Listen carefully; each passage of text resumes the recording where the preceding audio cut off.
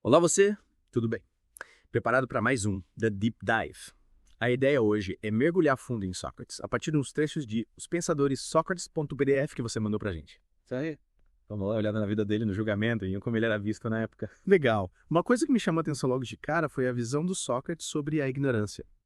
Ele acreditava que reconhecer a própria ignorância, tipo, admitir que a gente não sabe o significado real das palavras, era o primeiro passo para um tipo de renascimento da consciência. É como se a gente tivesse que se esvaziar de certezas para poder realmente começar a aprender, sabe? É verdade. Essa ideia de reconhecer a própria ignorância é central na filosofia socrática. É o ponto de partida para a busca pela verdade, pelo autoconhecimento. Só que o interessante é que, para muitos atenienses da época, esse questionamento constante do Sócrates era visto como uma ameaça. Uma ameaça? Eles achavam que ele estava tentando desestabilizar as bases morais e religiosas da sociedade, sabe? Uhum. Em vez de ser um buscador da verdade, ele era visto como alguém querendo bagunçar tudo. Entendi. Tipo, ele cutucava a onça com vara curta, né? E isso, claro, acabou levando ao julgamento dele. O texto menciona que o Ameleto, representando os poetas, foi quem iniciou o processo. E tem um momento crucial na apologia de Platão, quando Sócrates se recusa a propor qualquer tipo de pena que pudesse ser interpretada como admissão de culpa. Nenhuma multa pequena ele aceitou. Ele não queria dar o braço a torcer. Para ele, ceder nesse ponto seria atrair suas próprias convicções a tudo que ele acreditava. Ele estava tão certo de que estava agindo corretamente que não abriu mão dos seus princípios, mesmo correndo o risco de morte. E a pena que ele propõe em troca é inacreditável. Ele sugere ser mantido no Pritaneu, um lugar super importante em Atenas, como se fosse um herói da cidade. É muita ironia, né? Considerando as acusações que ele estava enfrentando. Total. Ele argumenta que dedicou a vida a servir a um propósito maior, deixando de lado seus próprios interesses. E ele lista tudo que abriu mão, riqueza, poder, cargos políticos, tudo para se dedicar à sua missão filosófica. Ele colocou o júri numa situação complicada. Ou a morte, ou essa recompensa, totalmente fora da realidade. E no final, como a gente sabe, ele foi condenado. Uma tragédia. E é importante lembrar que a gente tem diferentes visões do Sócrates nos textos antigos. A gente tem a versão cômica do Aristófanes na peça As Nuvens, que o retrata como um sofista meio charlatão, e tem a defesa apaixonada do Platão na Apologia. O próprio Sócrates, durante o julgamento, comenta sobre a peça do Aristófanes. Que loucura. Parece que ele já sabia como era visto de maneiras diferentes pelas pessoas. Exatamente. E falando em Aristófanes e sofistas, o texto também nos dá um panorama do contexto intelectual da Atenas da época, o famoso século de Péricles. Ah, sim. Um período de grande desenvolvimento cultural e político, mas também com um monte de novas ideias surgindo com a chegada de pensadores como Anaxágoras e Protágoras. E o Sócrates, apesar de criticar os sofistas, principalmente o uso da retórica só pela retórica, sem compromisso com a verdade, ele também absorveu algumas das técnicas de argumentação deles. Faz sentido. Afinal, ele vivia nesse ambiente de efervescência intelectual, né? Tinha que se adaptar. Sim. E os sofistas eram conhecidos pelo relativismo, né? O Protágoras com aquela ideia de que o homem é a medida de todas as coisas, questionando a ideia de uma verdade absoluta. É verdade. E o Gorgias, com aquele ceticismo radical, duvidando da possibilidade de comunicar a verdade de forma objetiva. Exato. E essa relativização de valores, essa secularização da moral, não era só coisa dos sofistas. O texto mostra como isso também se refletiu na evolução da tragédia grega, do Ésquilo a Eurípides. Era uma época de transformação, em que as antigas certezas estavam sendo questionadas. E no meio disso tudo, qual era a motivação do Sócrates? O texto relaciona a busca incessante dele pelo significado das palavras com a profecia do oráculo de Delfos, que disse que não via ninguém mais sábio que ele. Como interpretou isso? É uma pergunta interessante. O Sócrates não se considerou o mais sábio, mas viu a profecia como um enigma. Ele tentou entender o significado dela questionando aqueles que eram considerados sábios em Atenas. Mas ele não queria chegar a respostas definitivas, né? Os diálogos socráticos do Platão, por exemplo, geralmente terminam sem uma conclusão. É verdade.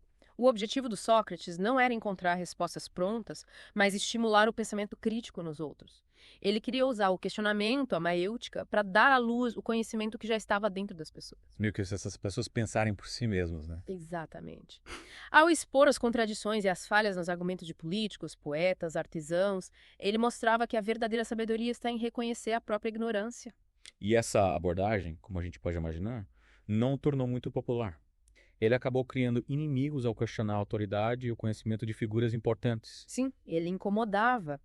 E o texto menciona os nomes dos seus acusadores. Meleto representando os poetas, Anito representando os artesãos e políticos, e Lícon representando os oradores. Cada um deles se sentiu atacado de alguma forma pelo Sócrates. E no julgamento, ele usa uns argumentos bem inteligentes para se defender. Contra a acusação de corromper os jovens, ele compara a situação ao treinamento de cavalos. Ele argumenta que seria ilógico só ele conseguir corromper jovens, enquanto todos os outros supostamente os melhorariam. Uma analogia interessante. Como se ele, sozinho, pudesse ter mais influência que toda a sociedade de ateniense, né? Exatamente. E sobre a acusação de não acreditar nos deuses, ele aponta uma contradição. Como ele poderia não acreditar nos deuses se acreditava em demônios, que eram filhos dos deuses. Ele ainda usa um pouco de humor, fazendo referência ao Anaxágora, sugerindo que o Meleto o estava acusando de dizer que o sol era uma pedra e a lua era a terra. O Sócrates não perdia a oportunidade de mostrar as falhas nos argumentos dos seus acusadores, né? Verdade. Ele também argumenta que suas ações eram para o bem de Atenas. Ele se compara a um tavão que pica um cavalo preguiçoso para fazê-lo se mexer.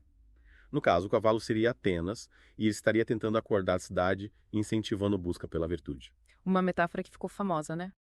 E ele ainda compara sua dedicação à justiça com as motivações dos seus acusadores, lembrando que se opôs ao julgamento ilegal dos desgenerais e se recusou a obedecer ordens injustas da oligarquia, mesmo correndo risco de vida, mostrando que ele sempre agiu de acordo com seus princípios, né? Sim. E ele decide não levar a família para o tribunal para pedir por ele. Ele queria ser julgado com base na justiça e não na piedade. Ele não queria apelar para a emoção, mas para a razão. E a visão dele sobre a morte também é interessante. Ele não vê a morte como mal e não tem medo dela. Ele tem mais medo de agir injustamente. Ele acreditava que uma vida virtuosa não tinha nada a temer. Ele até sugere que a condenação dele pode prejudicar mais a reputação do júri do que a dele próprio. Uma provocação, né? Total.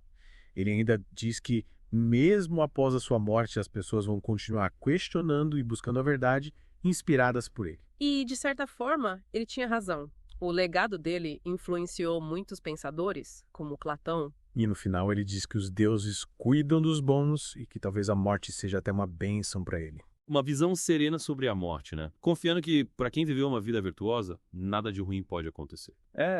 O texto também traz a visão do Xenofonte sobre o Sócrates, uma perspectiva diferente da do Platão.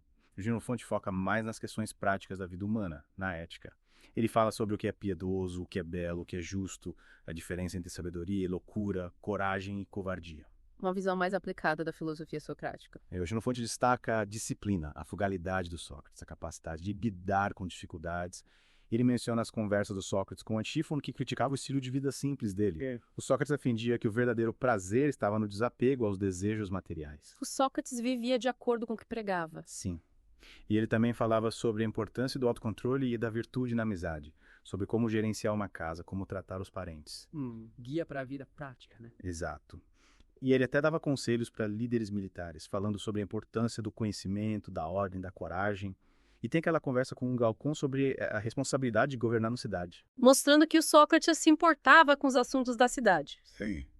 O Xenofonte também relata as ideias do Sócrates sobre o bem, a justiça, a coragem, a sabedoria. Ele sempre buscava definir esses conceitos. Uma busca constante pela clareza.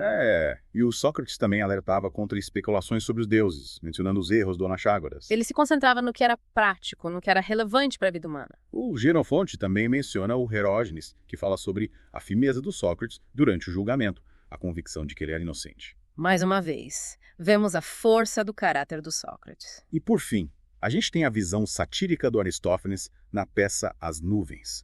Uma visão bem diferente, com Sócrates como um charlatão que ensinava os jovens a usar a retórica para enganar. O Aristófanes criticava o Sócrates e os intelectuais da época. A peça mostra o Strepsíades, que queria aprender a retórica para se livrar das dívidas, e o filho dele, o Fidípides. E o Sócrates é retratado como o diretor de um pensatório, onde ele faz umas pesquisas absurdas, tipo medir o puro de uma pulga. Uma sátira bem ácida.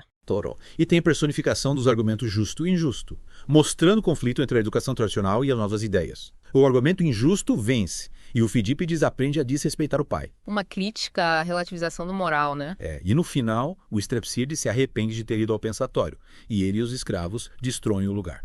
Uma rejeição total ao Sócrates da peça. É isso aí. Vimos diferentes visões do Sócrates. O questionador, o defensor da virtude, o alvo de admiração e de ridículo. Um personagem complexo. E para você que acompanhou a gente, as lições que ficam são a importância de questionar as coisas, a complexidade da integridade moral e intelectual e o impacto da busca por conhecimento e autoconhecimento. O legado do Sócrates segue vivo até hoje. Fica a pergunta: Como essas diferentes visões do Sócrates se conectam com os debates de hoje sobre conhecimento, crenças, valores? Qual Sócrates é mais relevante para o mundo atual? Uma boa reflexão para continuarmos pensando sobre o legado dele. Por hoje é só. Esperamos que tenham gostado dessa imersão no pensamento socrático. Até a próxima.